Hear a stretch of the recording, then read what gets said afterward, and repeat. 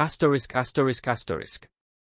On a day in March, the 14th of 1853, a transaction occurred in a parish courthouse along Louisiana's Mississippi River corridor. This was a transaction that for over a century would be deliberately omitted from the official auction records. For the price of just not $12, but the cost of a simple loaf of bread, a pregnant woman was sold. Court documents show the sale was legal, witnessed by 7 men whose signatures are still visible on the deed of sale. Yet, in any parish registry before or after that day, the woman's name was never recorded. Local historians discovered the receipt in 1897, finding it sealed inside a wall during courthouse renovations, and they immediately resealed it. Written on the back of that receipt was something that made them choose silence over truth. Tonight, we reveal what was hidden, and we explain why the descendants of those 7 witnesses spent generations trying to ensure this story died with them. But before we continue with the events in that Louisiana courthouse, I need you to do something for me. Subscribe to this channel and hit that notification bell, because stories like this one, the stories they tried to bury, need to be told. And I'm curious, where are you listening from right now? Let me know your state or city in the comments. Let's see just how far these hidden histories can reach. The transaction that occurred on that March morning was not some anomaly born of chaos or confusion. It was deliberate, calculated, and under the laws governing Louisiana in the years before the Civil War tore the nation apart, entirely legal. In 1853, St. Helena Parish was a place where from the live oaks, Spanish moss hung so thick that daylight struggled to reach the ground. The air tasted of river silt and sugar cane smoke, and the wealth of the land was measured not in acres, but in human beings. The parish sat in the fertile crescent between Baton Rouge and the Mississippi border, close enough to the river to prosper, yet remote enough to keep its secrets. Greensburg, the parish seat, was a collection of whitewashed buildings arranged around a courthouse square, a place where business was conducted with the formality of a church service. Every Saturday, the courthouse steps became an auction block. With equal bureaucratic efficiency, furniture, livestock, land, and people changed hands. The auctioneers knew their business. The buyers knew their limits. And everyone understood that what happened on those steps was sanctioned by law, blessed by custom, and enforced by men who believed themselves to be the architects of civilization itself. That spring, 3 men in St. Helena Parish held particular power. Presiding over the district court with the authority of Scripture was Judge Amos Crenshaw. At 62 years old, he had spent 4 decades interpreting laws written to protect property above all else. His decisions shaped the parish like a river shapes its banks, slowly, inevitably, with a force that seemed like nature itself. Below him in influence, but equal in ambition, was Duncan Fairholme, a plantation owner whose family had controlled over 4,000 acres of prime cotton land since Louisiana became a state. Educated in Charleston, fluent in French, and ruthless in business, Fairholme was 47. His plantation, Bellamont, employed an overseer named Silas Guthrie, a man whose reputation for cruelty alone kept the enslaved population compliant through fear. The third man in this trinity of power was Nathaniel Pewitt, the parish tax assessor and recorder of deeds. Younger at 39, Pewitt was hungry for status in a society where family name meant everything and his meant nothing. He had arrived in Louisiana from Virginia with forged letters of introduction and an understanding that in the chaos of westward expansion, a man could reinvent himself if he was willing to do what others would not. These 3 men intersected on the morning of March 14 because of a woman whose existence had been carefully erased from every record they controlled. Her name was Clara. She had been born approximately 23 years earlier on a tobacco plantation in Virginia. The word approximately matters here, as enslaved people were often not afforded the dignity of recorded birth dates. At age 15, she had been sold south, separated from her mother and 2 younger siblings in a Richmond auction house on a Tuesday morning in late summer. The man who purchased her was Edmund Fairholme, Duncan's father, who died of cholera in 1849, leaving his entire estate, which included 47 human beings, to his son. At Bellamont, Clara worked in the main house. She was clever with numbers, could read despite laws forbidding it, and possessed a quiet dignity that Duncan Fairholme first noticed, then resented, then sought to destroy. In October of 1852, Clara became pregnant. She never spoke the father's name aloud. She did not need to. The enslaved women who worked alongside her knew. Duncan Fairholme's wife, Margaret, knew. And Duncan himself knew with a certainty that filled him with such rage he could barely look at Clara without his hands shaking. Because the father was not Duncan, it was his younger brother, William. William Fairholme was everything Duncan was not. Where Duncan was severe, William laughed easily. Where Duncan saw human beings as agricultural investments, William saw the fundamental evil of the system he benefited from, yet lacked the courage to oppose it. He was 28 years old, unmarried, and living in the overseer's cottage at the edge of Bellomont's property, ostensibly managing the northern fields, but mostly drinking and reading abolitionist literature smuggled from New Orleans. His relationship with Clara began as conversation. She brought meals to the cottage twice daily. He asked her questions about her life before Belmont. Cautiously at first, she answered, then with increasing honesty as she realized he listened differently than other white men. Over months, conversation became something else, something that crossed every boundary their world had constructed. When Clara's pregnancy began to show in late December, William did something unprecedented. He went to his brother and offered to purchase Clara's freedom. The conversation occurred in Duncan's study on a Saturday evening. No written record exists of what was said, but what happened next was documented with meticulous precision. Duncan refused the offer. More than refused, he was insulted by it. In his view, William had violated the sanctity of property rights, had endangered the racial hierarchy upon which their entire society depended, and had embarrassed the Fairholme name in a way that could destroy their standing if it became public knowledge. William argued that he loved Clara, that the child was his, that they should be allowed to go north to a free state, to build a life beyond the reach of Louisiana law. Duncan's response was to immediately sell Clara. Not to a slave trader who might take her far away where William could never find her, that would be too simple, too merciful. Duncan wanted his brother to watch, to witness, to understand the consequences of what he called his betrayal. He arranged for Clara to be included in a public auction scheduled for March 14, a routine sale of property seized for unpaid debts. On the courthouse steps, in full public view, entirely legal. But Duncan added a condition that revealed the depth of his cruelty. He set Clara's minimum bid at 12 cents. The amount was deliberate. In 1853, the average price for an enslaved woman of childbearing age in Louisiana was between $800 and $1,200. By setting the price at 12, Duncan achieved several objectives simultaneously. He demonstrated that Clara had no value to him. He humiliated William by showing that the woman he claimed to love was worth less than a newspaper. And most cunningly, he ensured that no legitimate buyer would bid. Because in the economy of slavery, price signaled quality. A woman offered for 12 cents must be damaged, diseased, unsuitable for work. No plantation owner would risk even a minimal investment on such obvious refuse. Duncan knew exactly one person would bid. His plan was not to sell Clara to a stranger. It was to sell her to someone who would ensure her suffering continued under circumstances William could not prevent. He was selling her to his overseer, Silas Guthrie. The night before the auction, William Fairholme disappeared. He left no note, took no horse, simply walked away from Belmont sometime after midnight and was never seen in St. Helena Parish again. Some said he went north to join abolition movements in Boston.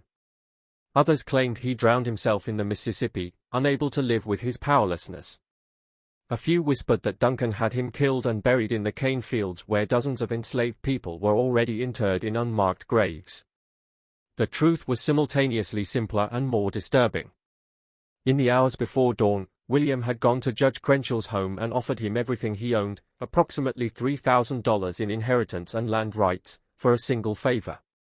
He wanted the judge to invalidate the sale, to declare it unlawful on some technicality, to give William time to find another solution. Judge Crenshaw listened to William's plea with the expression of a man watching a child explain why the sky should be green instead of blue. When William finished, the judge asked a single question. "Did your brother sign the proper deed of sale?" William admitted he had. "Then the transaction is legal," Crenshaw said. "Your grief does not supersede property law." Good evening, Mr. Fairholme. William left that house understanding that every institution, every law, every powerful man in the parish would side with Duncan. Not because they were cruel, though many were, but because allowing William's sentiment to override Duncan's property rights would threaten the entire foundation of their economy. If love could supersede ownership, the system would collapse. Clara spent her last night at Bellamont in the quarters, surrounded by women who braided her hair and sang songs older than Louisiana, older than America, songs carried from Africa in the bellies of ships. They knew they would likely never see her again. They knew what men like Silas Guthrie did to women they owned. One of the women, an elderly cook named Betty who had survived 50 years of bondage, pressed a small cloth bundle into Clara's hands. Inside was a knife barely longer than Clara's palm, wrapped in oilcloth. "You hide this," Betty whispered. "You hide it good. And when the time comes, you do what needs doing." Clara nodded. She understood. The knife was not for self-defense. It was for mercy. For her child, if things became unbearable, for herself, if there was no other escape. She sewed it into the hem of her dress that night, her fingers steady despite the fear that tasted like copper in her mouth. The auction began at 10 o'clock in the morning under skies so grey they seemed to mirror the moral character of everything occurring beneath them. Approximately 40 people gathered in the courthouse square. Most were there for livestock and furniture.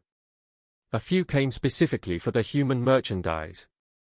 Nathaniel Pewitt stood on the courthouse steps with the deed of sale in his hands, reading from it in a voice designed to carry across the square. He described Clara with the same inflection he used for describing a lame horse. Female, age approximately 23 years. House-trained, literate, though such skill is of questionable value. Currently with child. Minimum bid, 12 cents. A murmur rippled through the crowd. 12 cents. Something was wrong with this one. Several men who had been prepared to bid immediately lost interest. Why risk investment on obviously defective property? Silas Guthrie stood near the front, his hat pulled low, his expression unreadable.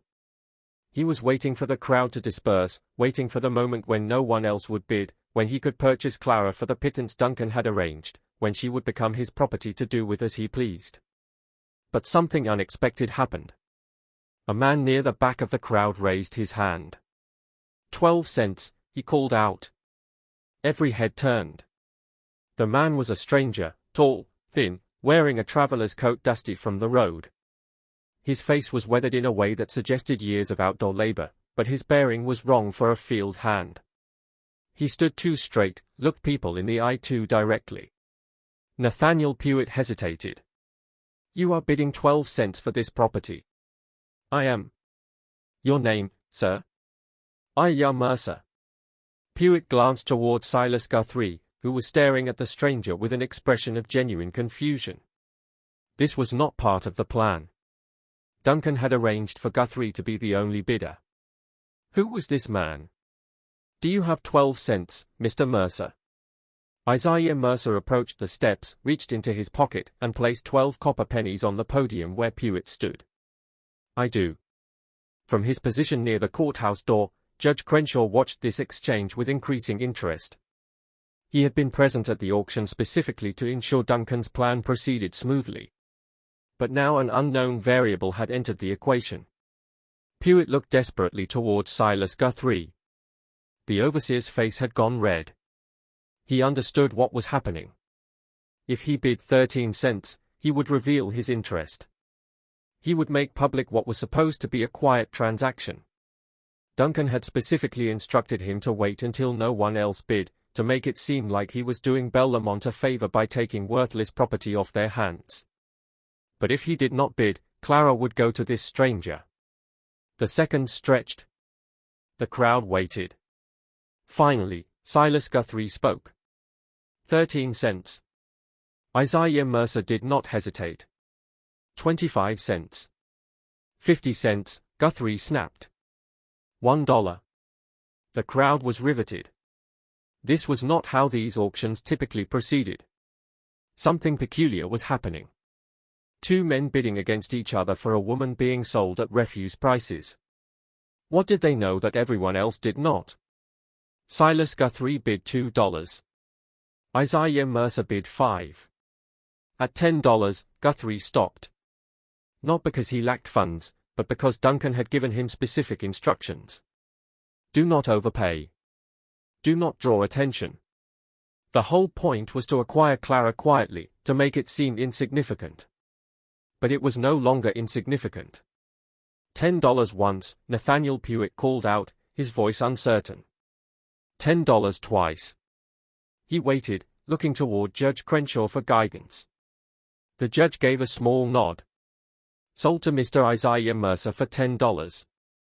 Clara, who had been standing to the side of the courthouse steps throughout this entire exchange, her hands bound in front of her, her pregnancy visible beneath the thin dress she wore, looked at the man who had just purchased her.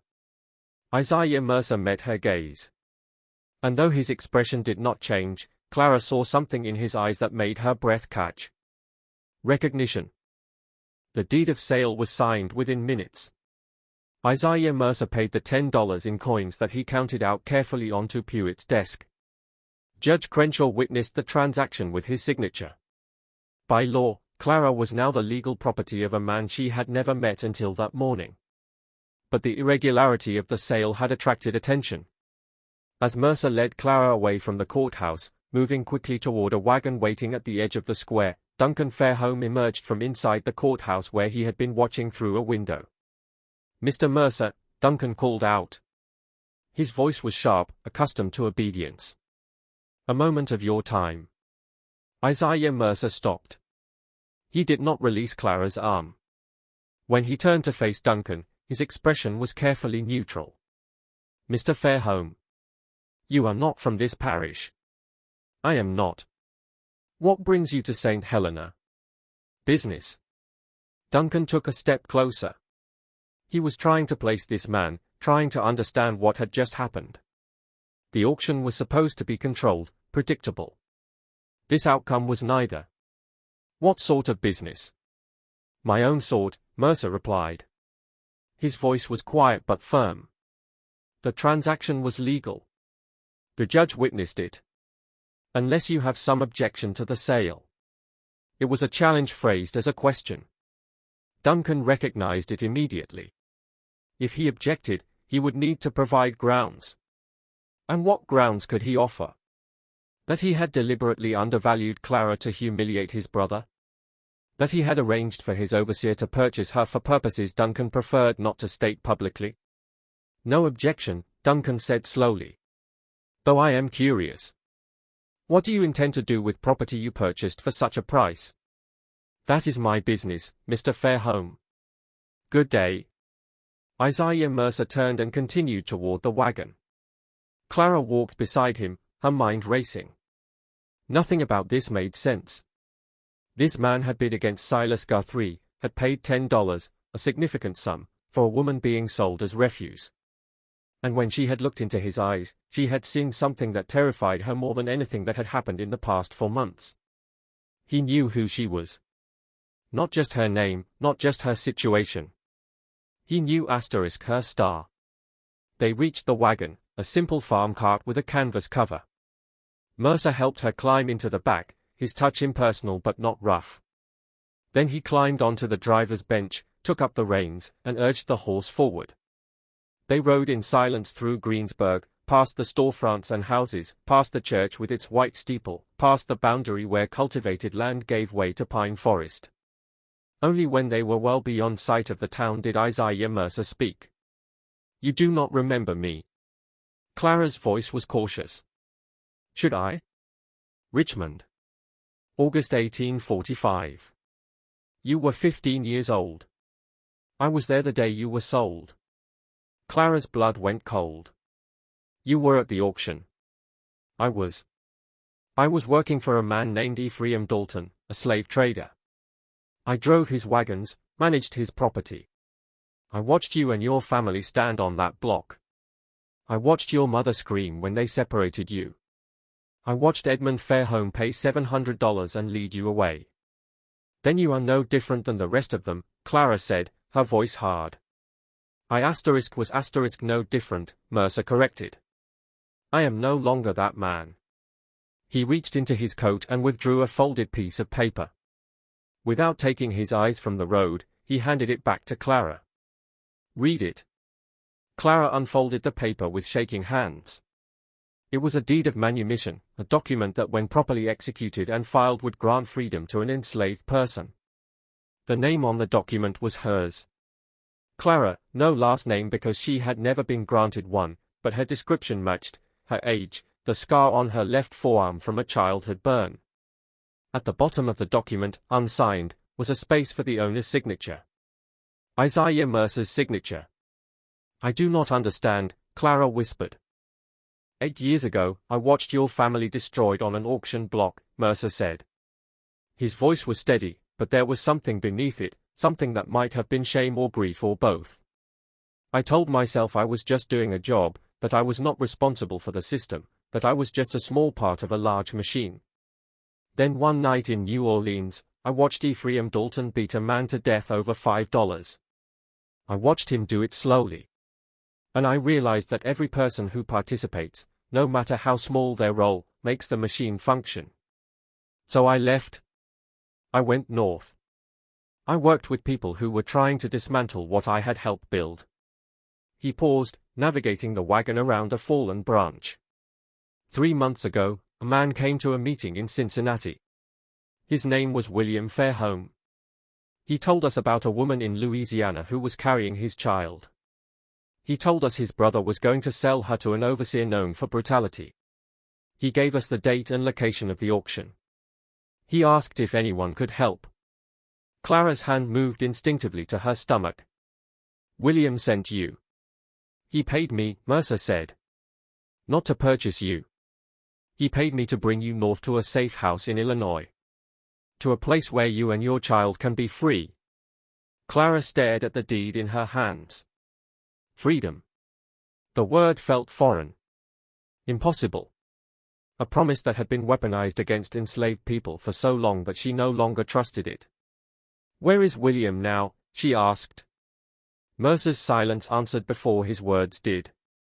He died 2 weeks ago. Fever, they said. He was in Kentucky trying to arrange passage for others. The people I work with, they think it might not have been fever. They think someone from Louisiana tracked him down. Clara closed her eyes. William, reckless, idealistic William, who had read her poetry and promised her things that could never be. William, who had at least tried, which was more than most men in his position would ever do. Duncan had him killed, she said. It was not a question. We cannot prove it, but yes, I believe that. Just when we thought the worst of this story was behind us, when it seemed Clara might finally find freedom, the true horror of what happened in St. Helena Parish is about to reveal itself. If this story is giving you chills, share this video with a friend who loves dark mysteries. Hit that like button to support our content, and do not forget to subscribe to never miss stories like this. Let us discover together what happens next. The wagon continued north through the afternoon, following roads that grew increasingly rough and remote. Mercer explained the route they would take. They would avoid main roads, travel mostly at night, rely on a network of safe houses operated by free black families and sympathetic whites. It would take weeks to reach Illinois, months before Clara would be truly safe. But something was wrong. Clara could not articulate it precisely, but years of survival had taught her to trust her instincts. And her instincts told her that Isaiah Mercer was lying. Not about everything. His story about Richmond might be true. His shame might be genuine. But something about this rescue felt staged, performed, as though he was following a script written by someone else.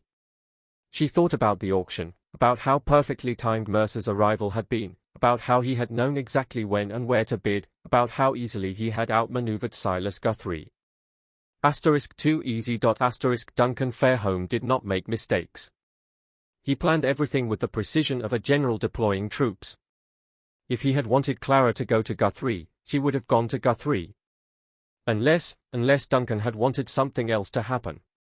The realization settled over Clara like ice water. This was not a rescue. This was a hunt. They camped that night in a clearing several miles from the nearest settlement, deep enough in the forest that firelight would not be visible from the road. Mercer built a small fire and offered Clara dried meat and cornbread. She ate mechanically, her mind working through possibilities. If Duncan wanted her dead, he could have had her killed at Belmont. Simple, quiet. Enslaved women disappeared regularly. No one questioned it. But Duncan did not want her dead. He wanted William destroyed completely. And William was already gone, already beyond Duncan's reach. So Duncan needed something else. He needed proof that William's betrayal had consequences. He needed the child Clara carried to suffer. And more than that, he needed it to be William's fault. The escape was designed to fail. Mercer was not rescuing Clara. He was delivering her to something worse than Silas Guthrie. Somewhere along this route, they would be intercepted. Slave catchers, probably, men who would claim Clara was a runaway. The deed of sale would be declared fraudulent. Clara would be returned to Duncan under circumstances that would make her fate seem like justice rather than cruelty. And because William had arranged this escape, because he had paid for it, because he had involved abolitionists in a conspiracy to steal property, Duncan would be able to say that his brother had brought about Clara's suffering. That William's sentiment had made things worse, not better. It was perfect revenge. The only question was when the trap would spring. Clara waited until Mercer had settled on the opposite side of the fire, his back against a tree, his hat pulled low. She waited until his breathing deepened. Then she carefully reached into the hem of her dress and retrieved the knife Bethy had given her. The blade was small but sharp. She tested the edge against her thumb, felt it bite. She could kill him right now while he slept. It would be easy. But then what? She was pregnant, alone, somewhere in a Louisiana forest with no money, no map, no allies. Even if she made it to a road, she would be captured within days. A pregnant black woman traveling alone would be stopped, questioned, returned to whoever claimed ownership. The knife was not the answer, but maybe honesty was. "I know this is not real," Clara said quietly. Mercer did not move. For several seconds, she thought he might actually be asleep. Then he pushed his hat back and looked at her across the fire. "Explain." "Duncan planned this. He wanted me to try to escape. He wanted it to fail. You are part of that plan." Mercer's expression did not change. "Why would I agree to such a plan? Money? Or safety? Maybe Duncan threatened to expose you for helping runaways. Maybe he offered to pay you more than William did. I do not know why, but I know this is not what you told me it was." The fire crackled between them. Somewhere in the darkness, an owl called. Finally, Isaiah Mercer spoke. "You are smarter than William gave you credit for." Clara's grip tightened on the knife. "So I am right?" "Partially." Mercer sat forward, his elbows on his knees. "Yes, Duncan knows about this escape. Yes, he planned for it to fail.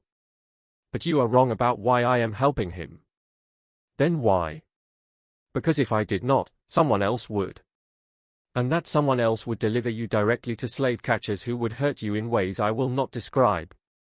Duncan gave me a choice: lead you north and let his men intercept us in a way that leaves you physically unharmed, or refuse and watch him give the job to men who would make you wish you had never been born." Clara laughed bitterly. "So you chose the merciful betrayal." "I chose to give you a chance." "What chance?" "You just said we will be intercepted." "We will be. Tomorrow afternoon, approximately 20 miles north of here. For men will be waiting on the road. They will have papers declaring you a fugitive. They will have authorization from Judge Crenshaw to return you to Belmont. And legally, they will be completely within their rights. Then I have no chance." "You have exactly one chance," Mercer said. He reached into his stole bag and withdrew a leather pouch. He tossed it across the fire to Clara. "There is $150 in that pouch. There is also a letter of introduction to a family in Natchez, 3 people of color who can help you disappear. Not north. North is where Duncan expects you to run. but south. To New Orleans, then by ship to Mexico. It is a longer route, more dangerous, but it is possible. Clara opened the pouch. The money was real. The letter was real. Why would you do this? Because I meant what I said earlier. I'm not the man I was in Richmond. And because William Fairholme, whatever his faults, tried to do something decent. I will not let Duncan Fairholme turn that decency into a weapon. But you are still going to betray me. You are still going to let Duncan's men intercept us. They are going to intercept someone Mercer corrected. It does not have to be you. He stood and walked to the back of the wagon. When he returned, he was carrying a bundle of clothing, women's clothing, a dress similar to Clara's, but larger. A shawl. A bonnet. There is a settlement 8 miles south of here. Small place, mostly free black families and poor whites. There is a woman there named Ruth Chambers. She is approximately your height, your complexion, and she is dying. Consumption. She has perhaps weeks left. I spoke with her yesterday. I paid her family $50 to help us. Clara stared at him. I do not understand. Tomorrow morning, you take this money and these clothes. You walk south to the settlement. You tell the Chambers family that Isaiah sent you. They will hide you until the men looking for you have passed through the area. Then they will help you get to Nat Shea. From there, you follow the letter's instructions. And you? Ruth Chambers will take your place in this wagon. She is too ill to walk more than a few steps, but she can sit upright in a bonnet and shawl. From a distance, she will look enough like you. When Duncan's men intercept us tomorrow, they will take her. By the time they realize their mistake, you will be gone. Clara's mind reeled. Ruth will die. Ruth is already dying, and her family needs money to bury her properly, to care for her children. This way, her death serves a purpose. This is insane. This is your only chance, Mercer said flatly. Duncan has men watching every route north. He has money and power and the law on his side. You cannot fight him directly. You can only disappear so completely that he cannot find you. Clara looked down at the knife in her hand. Then at the money. Then at Isaiah Mercer, whose face was half-shadowed by firelight. If I do this, if I run, Duncan will know you helped me. He will come after you. He will try, Mercer agreed. But I am harder to catch than you are, and I have friends who can make me disappear, too. Why? Clara asked. The word came out broken. Why would you risk this for me? Mercer was quiet for a long moment. When he spoke, his voice was softer than it had been all day. In Richmond, when they separated you from your mother, you did not scream. You did not fight. You stood on that block and you looked at the men bidding on you with an expression that said you knew exactly who they were and what they were capable of. You were 15 years old and you had more dignity than any of them would ever possess. I have seen that expression in my dreams for 8 years. It is time I did something to earn the right to forget it. Clara felt tears burn behind her eyes, but refused to let them fall. Crying was a luxury enslaved women could not afford. Tears were interpreted as weakness, as submission, as evidence that they had accepted their condition. She had learned early to keep her grief internal, to let it calcify into something harder. There is something else you should know, Mercer continued. His voice had dropped lower, as though the forest itself might be listening. About Duncan Fairholme. What about him? William told us things before he died. Things about his brother. About Bellamont. Mercer paused, choosing his words carefully. You were not the first. Clara's blood went cold. The first what? The first woman Duncan sold to Silas Guthrie. There were 3 others. Over the past 5 years. All of them house servants. All of them young. Duncan would arrange some minor infraction, some excuse to remove them from the main house. Then he would sell them to Guthrie at auction. Always for suspiciously low prices. Always legally documented. Always witnessed by Judge Crenshaw. What happened to them? 2 died within a year. One from injuries Guthrie claimed were accidental. The other from what was called fever, though the enslaved people at Bellamont said she had been beaten so badly she never recovered. The third woman, her name was Sarah. She disappeared entirely. Guthrie claimed she ran away. No one ever saw her again. Clara thought of Bethy, the elderly cook who had given her the knife. Bethy would have known these women, would have watched them disappear one by one, would have understood exactly what fate awaited Clara if she ended up in Guthrie's possession. Why would Duncan do this? Clara asked, though she suspected she already knew the answer. Because he could, Mercer said simply. Because the law gave him absolute power over the people he owned. And absolute power reveals what men truly are. Duncan Fairholme is a man who enjoys the suffering of others, particularly women who show intelligence or dignity or any quality that threatens his sense of superiority. And Judge Crenshaw allowed this. Judge Crenshaw facilitated it. Every sale was legal. Every transfer of property properly documented. The judge never asked why these women were being sold so cheaply. Never questioned the pattern. He simply signed the papers and collected his fees. Clara looked down at the knife in her hand. 3 women before her. All of them destroyed by the same mechanism. All of them erased from history as thoroughly as if they had never existed. William knew about this. He discovered it about a year ago. Found records in Duncan's study. That was when he started reading abolitionist literature. When he started believing the system itself was the problem, not just individual cruelty within it. He tried to convince Duncan to free the enslaved people at Bellamont. Offered to forfeit his own inheritance if Duncan would release them. Duncan laughed at him. Mercer fed another branch to the fire. When you became pregnant, William saw it as his chance to do something right, to save at least one person from the machine. He contacted abolitionists in Cincinnati, paid them everything he had, made arrangements for your escape. But Duncan found out. How? We think someone in Cincinnati betrayed us. Someone who sold information to slave catchers who then sold it to Duncan. By the time William realized the escape plan was compromised, it was too late.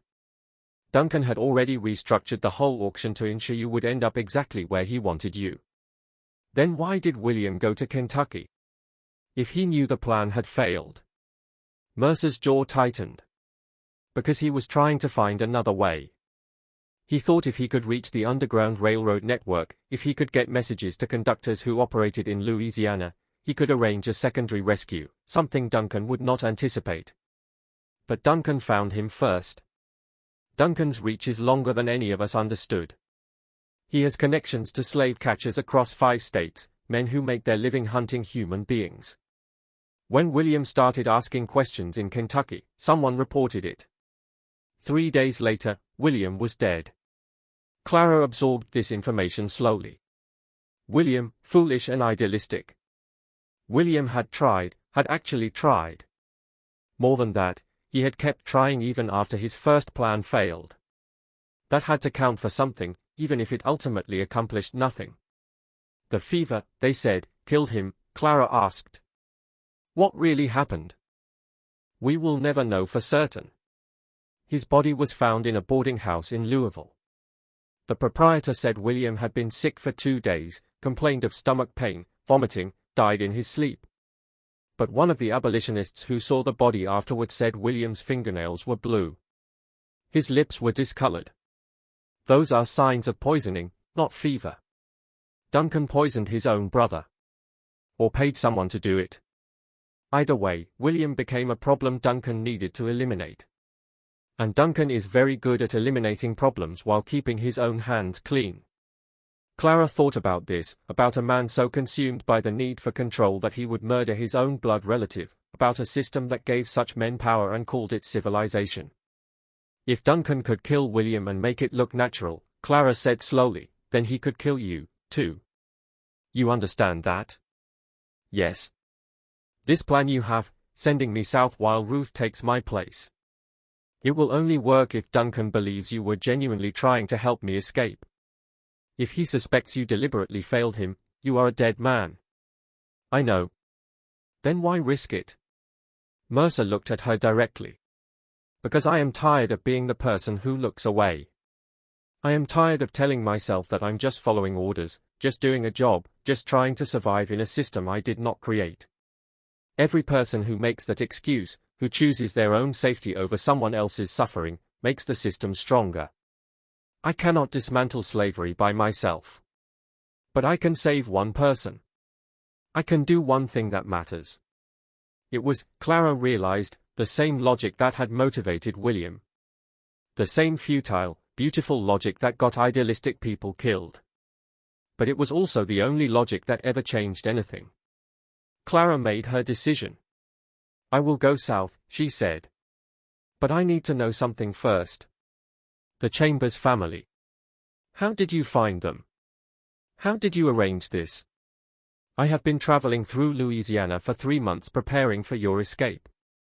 I made contacts in several communities. Offered money to families who might be willing to help. The Chambers family was one of 3 who agreed. 3 families? You planned multiple escape routes. I planned for contingencies.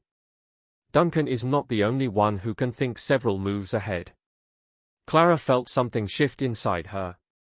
This man, this stranger who had participated in her family's destruction 8 years ago, had spent 3 months preparing to save her, had risked his life to create options, had thought through scenarios and backup plans with the same meticulous care Duncan applied to his cruelties. Perhaps redemption was not a single dramatic gesture. Perhaps it was the slow, methodical work of becoming someone different than you had been. What about Ruth? Clara asked. When Duncan's men realize they have the wrong woman, what will they do to her? Nothing, Mercer said. She will already be dying. By the time they discover the switch, Ruth will likely be unconscious or delirious from fever. They cannot torture someone who is that far gone, and they cannot prove she willingly participated in a deception. For all anyone knows, I made an honest mistake. I believed Ruth was you. Duncan will not accept that explanation. Duncan does not have to accept it. He just has to acknowledge that he cannot prove otherwise. And without proof, even Duncan Fairholme has limits to what he can do publicly. Clara was not entirely convinced, but she had no better alternative. She thought about Ruth Chambers, a woman she had never met, who was sacrificing her final days to give Clara a chance at freedom.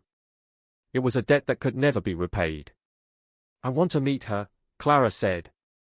Before I leave. I want to thank her. That is not wise. The less you know about each other, the safer you both are. I do not care about safe, Clara said, her voice harder than she intended. A woman is dying for me. The least I can do is look her in the eye and tell her I will not waste what she is giving me. Mercer studied her for a long moment. Then he nodded. We will stop at the settlement in the morning. You will have 15 minutes. No more. They reached the Chambers settlement just after dawn.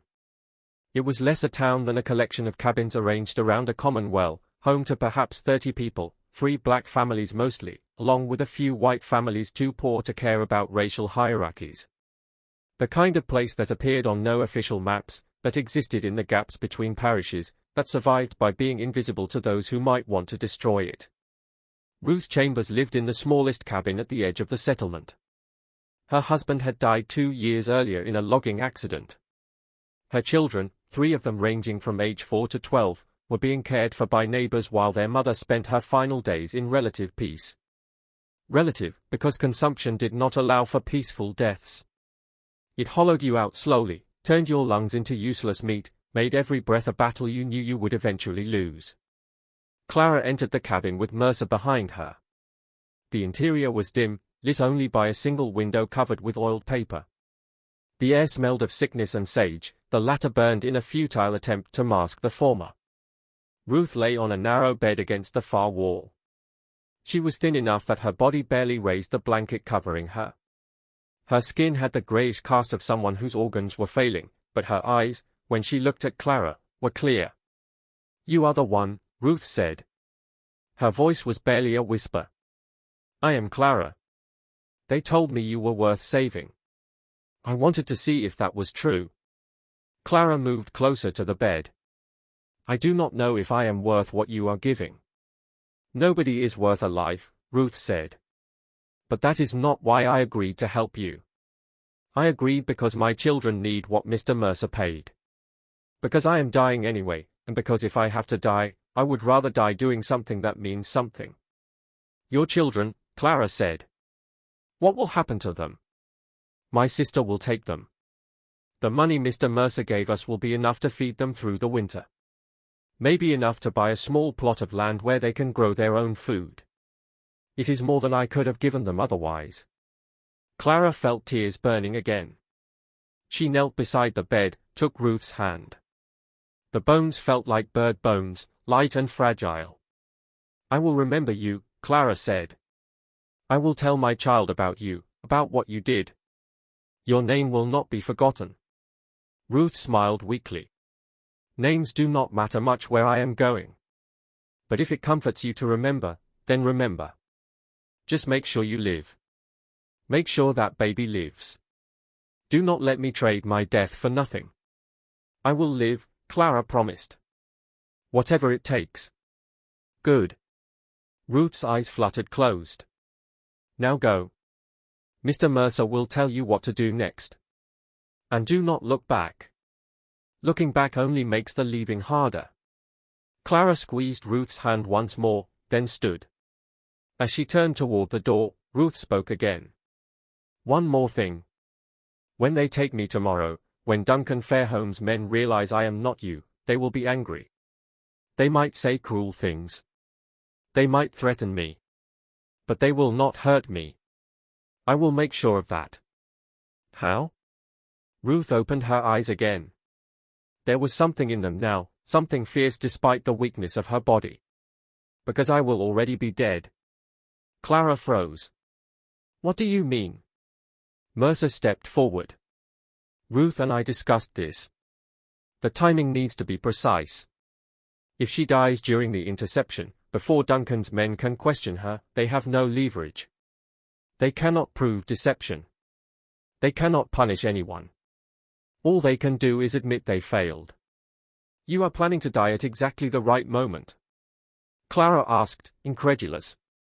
I am planning to die on my own terms, Ruth corrected. Consumption will kill me within weeks anyway. This way, I choose when and how. This way, my death serves a purpose instead of just being another tragedy. Clara understood. Ruth had medicine, something the settlement doctor had given her, probably laudanum or morphine intended to ease her pain in the final days, and she was planning to take too much of it deliberately, to time her death so that it occurred during the interception, making Duncan's entire plan collapse. It was brilliant and horrible in equal measure. You have thought of everything, Clara whispered. No, Ruth said. Mr. Mercer thought of everything. I am just agreeing to it. Now go, before I start coughing again and ruin this dramatic moment. Clara wanted to say more. Wanted to explain that she understood the magnitude of what Ruth was doing. That she would carry this debt for the rest of her life. That she would make sure Ruth's children knew their mother died a hero. But Ruth's eyes had closed again, her breathing shallow and labored. And Mercer was already at the door, gesturing for Clara to follow. So she left. She walked out of that dim cabin knowing she would never see Ruth Chambers again. Knowing that within 2 days the woman lying on that bed would be dead, would have died specifically to give Clara a chance at life. Outside, the morning sun was already heating the air. Mercer handed Clara the leather pouch with money and the letter of introduction.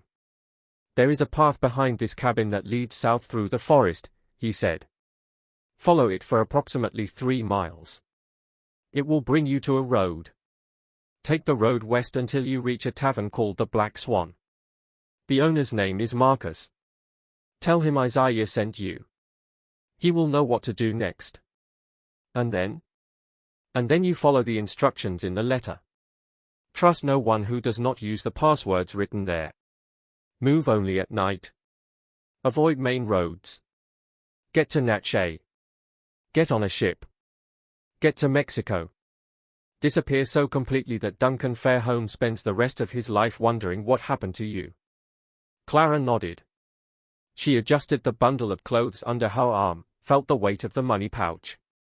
What about you? She asked. I will continue north with Ruth. I will deliver her to Duncan's men, and then I will disappear, too. He will hunt you. Let him try. Mercer smiled grimly. I have been running from things my whole life. I am very good at it. Clara wanted to thank him.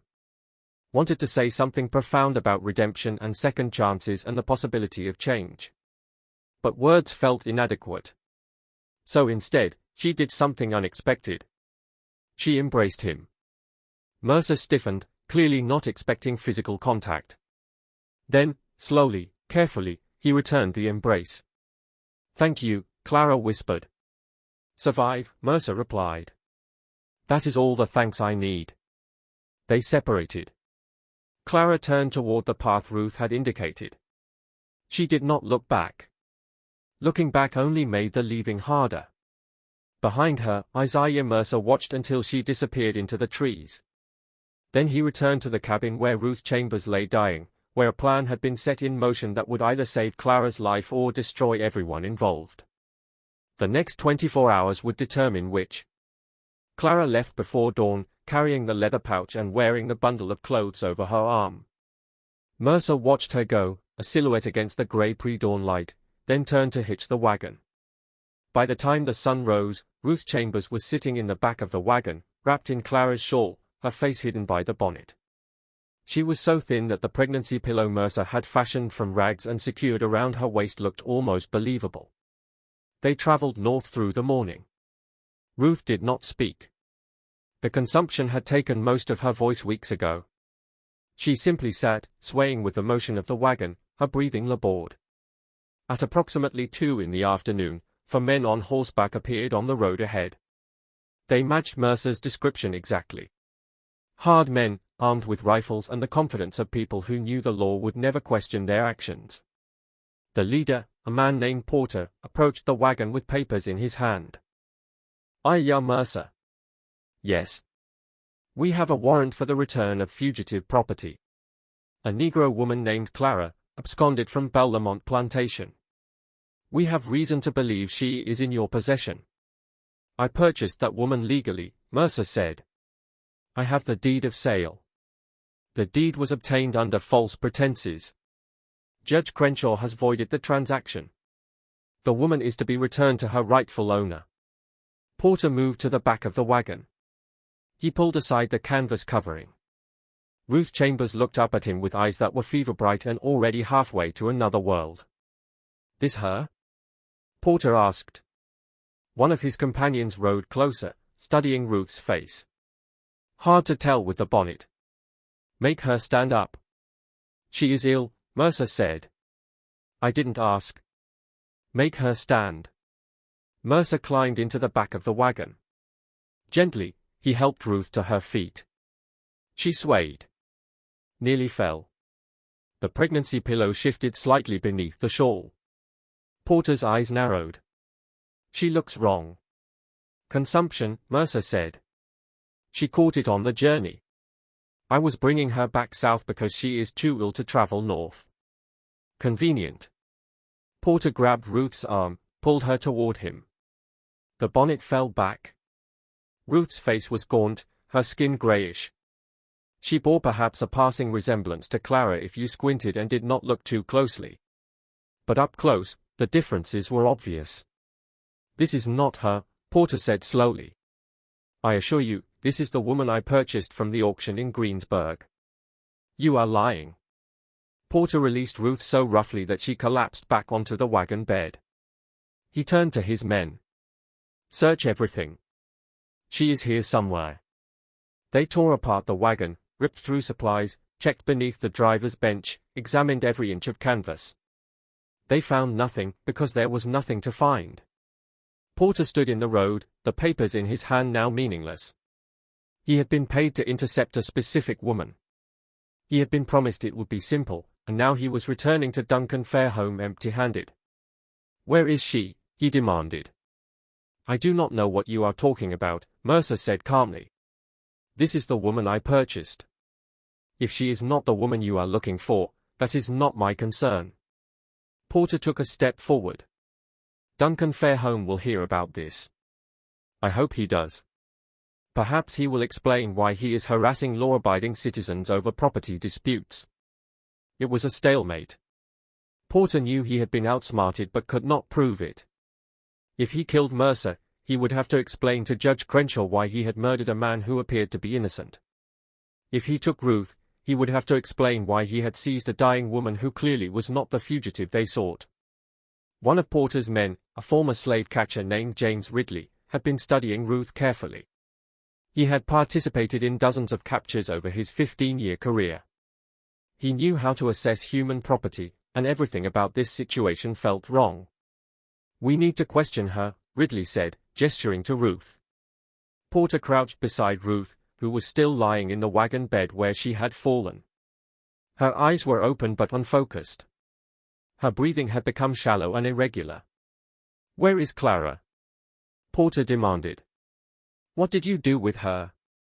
Ruth's eyes focused on Porter with visible effort. And then, impossibly, she smiled. Gone, she whispered. Beyond your reach. Beyond Duncan Fairholme's reach. She is free. Where? I will never tell you. Ruth's smile widened, blood now visible on her teeth. You can beat me. You can torture me. But I will be dead long before you get any answers. I made sure of that. Porter understood. This woman had poisoned herself. Had deliberately taken something that would kill her during this exact confrontation. Had turned her own death into a weapon against Duncan's plan. You stupid woman, Porter said, though his voice had lost its certainty. You think this helps anyone? Duncan will find her eventually. He always does. Maybe, Ruth agreed. Blood was now flowing freely from her mouth, mixing with the foam that had begun to gather at the corners of her lips. Or maybe she will disappear into a world where men like you and Duncan Fairholme have no power. Maybe she will live to be old. Maybe her child will grow up free. Maybe your entire system will collapse and be remembered only as a nightmare our descendants will struggle to believe was real.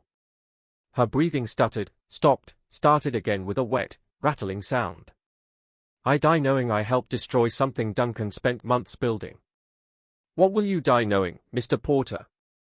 That you hunted human beings for money? That you served a system designed to crush souls? That you chose cruelty when you could have chosen mercy? Ruth Chambers took one more breath. Then she died. There in the road, with 4 slave catchers standing over her, with Isaiah Mercer watching from beside his torn-apart wagon, with the Louisiana sun beating down on a scene that would haunt James Ridley for the rest of his life. Porter stood over Ruth's body for a full minute without speaking. Then he turned to his men. We bury her here. We tell Duncan we intercepted the wagon, but the woman died before we could question her. We tell him Mercer claims it was the woman from the auction, but we could not verify before she died. We tell him the trail is cold. Duncan will know we failed, one of the men said. Duncan will know exactly what happened, Porter corrected. He will know he was outmaneuvered. But he will not be able to prove it. And without proof, there is nothing he can do. They buried Ruth Chambers in a shallow grave beside the road. No marker, no ceremony. Just another black body returning to Louisiana soil, one of thousands who would never be mourned publicly or remembered officially. Isaiah Mercer watched the burial without expression. When it was finished, when the men had mounted their horses and ridden away, he stood alone beside the disturbed earth. He did not pray, he was not religious. But he spoke Ruth's name aloud 3 times, as though repetition could somehow honor what she had done. Then he continued north. As planned, he would maintain the fiction that he had been attempting to deliver Clara to free territory. He would express confusion about why she had died. He would file a report with Judge Crenshaw, claiming the property had been damaged in transit, requesting compensation for his loss.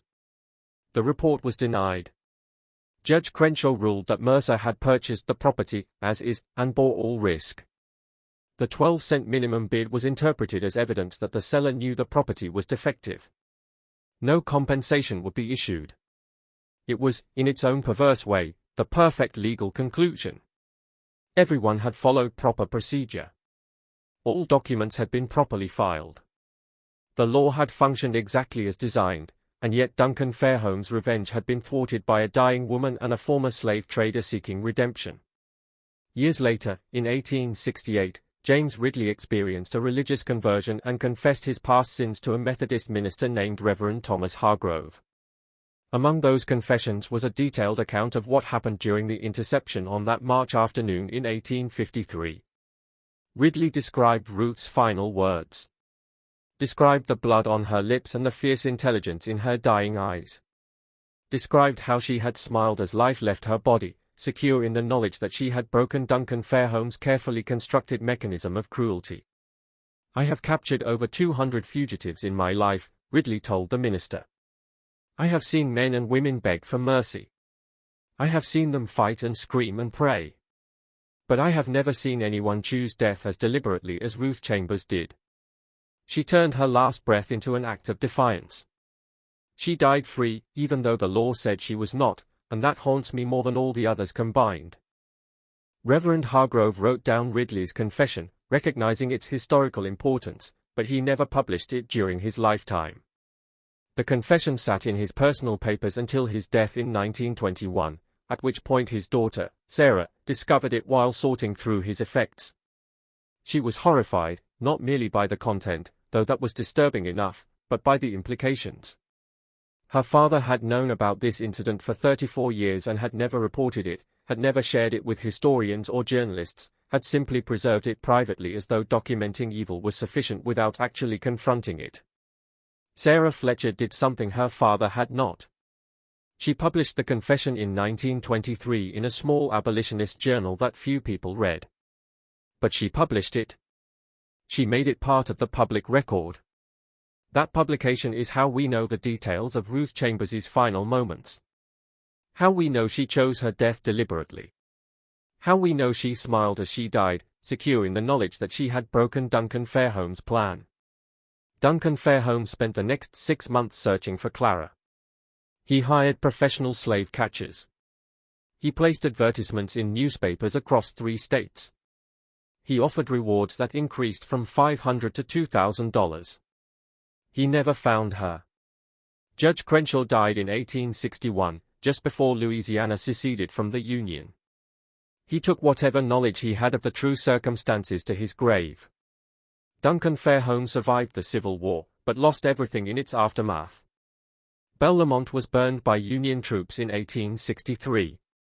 Duncan himself died in 1872 in a boarding house in Mobile, Alabama, bankrupt and alone. His wife, Margaret, had left him years earlier. His brother's name was never mentioned in his presence again. Silas Guthrie, the overseer, was found dead in 1854 in a ditch outside Greensburg. The official cause was listed as accidental drowning, though he was found face down in less than 6 inches of water. No charges were ever filed. Nathaniel Pewitt continued as parish recorder until 1863, when he fled Louisiana ahead of Union forces. He was never heard from again. The receipt discovered during the 1897 courthouse renovations contained more than just the record of Clara's sale. On the back, written in William Fairholme's hand, was a message, to whoever finds this. "My name is William Fairholme. I tried to save a woman I loved from my brother's cruelty. I failed her, as I have failed in most things of importance. If you are reading this, know that the greatest evil is not the evil done by wicked men, but the evil permitted by good men who lack the courage to act. I lacked that courage when it mattered. I pray you will not." The historians who found this message understood its implications immediately. They buried it again, sealed it back into the wall where it would remain hidden for another 100 years. The receipt was rediscovered in 1998 during another renovation. This time, it was preserved. It now sits in the Louisiana State Archives. But Clara's fate remains unknown. Some historians believe she made it to Mexico, possibly settling in Veracruz, where a community of escaped enslaved people had established themselves. Others think she went to Haiti. A few believe she died somewhere along the journey. One theory, proposed by a genealogist in 2006, suggests that a woman matching Clara's description appeared in census records in Illinois in 1870, living under the name Clara Freeman with a mixed-race daughter born in 1853. The daughter's name was listed as Ruth. If the theory is correct, if Clara did survive and build a life in freedom, then Isaiah Mercer succeeded. The rescue designed to fail failed to fail. The trap Duncan so carefully constructed caught nothing. But we cannot know for certain. The historical record is incomplete. Documents were destroyed during the Civil War. Memories were deliberately suppressed. What we are left with is fragments. A deed of sale. A receipt. A message hidden in a wall. Census records that might refer to someone else entirely. And questions that will never be fully answered. Perhaps the silence of history is itself a kind of answer.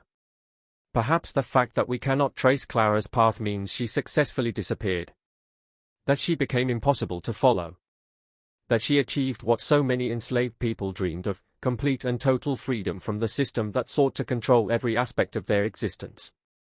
Or perhaps she died alone and forgotten, another casualty of a system that destroyed millions of lives with bureaucratic efficiency. The 12-cent transaction stands as a monument to that ambiguity. It was legal, witnessed, recorded in official documents. And yet it feels profoundly wrong in a way that transcends the already considerable wrong of slavery itself. The deliberate devaluation of a human life. The use of bureaucratic mechanisms to inflict cruelty. The participation of judges and clerks and ordinary citizens in a transaction designed specifically to cause suffering. Everyone involved made choices. Duncan chose revenge. William chose risk, albeit too late. Isaiah Mercer chose redemption. Judge Crenshaw chose law over mercy. Ruth Chambers chose to use her death to help a stranger. Clara chose survival, whatever that required. And the 7 men who signed the deed of sale as witnesses chose to participate in something they must have known was deeply wrong. Their signatures remain on that document, preserved in archives, testimony to their complicity. Their descendants spent generations trying to bury this story, trying to ensure no one would ask uncomfortable questions about what their ancestors had done, what they had witnessed, what they had permitted. But stories like this have a way of surfacing, of demanding to be told. This mystery shows us that the cruelest weapon ever devised was not the whip or the chain, but the law itself. The system that made horror legal, that allowed men to destroy lives with a signature and a handful of copper coins, that permitted the sale of a pregnant woman for the price of a loaf of bread, not because anyone believed she was worthless, but specifically to demonstrate that worth could be assigned or revoked at will by those who held power. What do you think of this story? Do you believe Clara survived? Do you think she made it to freedom? Or did Duncan's cruelty reach beyond death to claim her anyway? Leave your comment below. If you enjoyed this tale and want more horror stories like this, subscribe, hit the notification bell, and share with someone who loves mysteries. See you in the next video.